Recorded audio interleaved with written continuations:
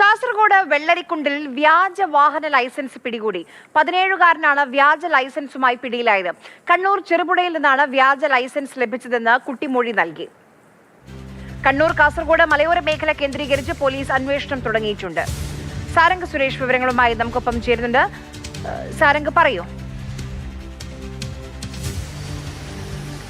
ആര്യ, ഇന്ന് രാവിലെയോട് കൂടിയാണ് വെള്ളരിക്കുണ്ടിൽ വെച്ച് 17-കാരനായ വിദ്യാർത്ഥിയെ ഈ രീതിയിൽ വെള്ളരിക്കുണ്ട് RT ഓഫീസിലെ ഉദ്യോഗസ്ഥർ പിടികൂടുന്നത്.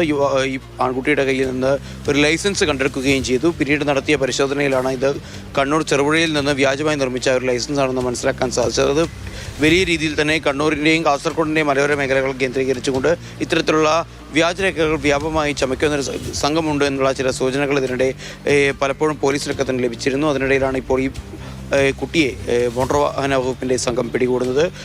വലിയ രീതിയിൽ തന്നെ സമാനമായ രീതിയിൽ കൂടുതൽ ലൈസൻസുകളും മറ്റ് സർട്ടിഫിക്കറ്റുകളടക്കമുള്ള വസ്തുക്കൾ അവിടെ നിന്ന് സമാനമായ രീതിയിൽ തന്നെ വ്യാജമായി നിർമ്മിക്കാനുള്ള സാധ്യതകൾ കൂടി ഇപ്പോൾ പോലീസ് പരിശോധിക്കുന്നുണ്ട്. അത്തരത്തിലുള്ള സാധ്യതകളുള്ള സംഘങ്ങളെ ചോദ്യം ചെയ്യാനും അതുമായി ബന്ധപ്പെട്ട അന്വേഷണം നടത്താനുള്ള തയ്യാറെടുപ്പിലാണ് വെള്ളരിക്കുണ്ട് പോലീസ്. ശരി. ആര്യ.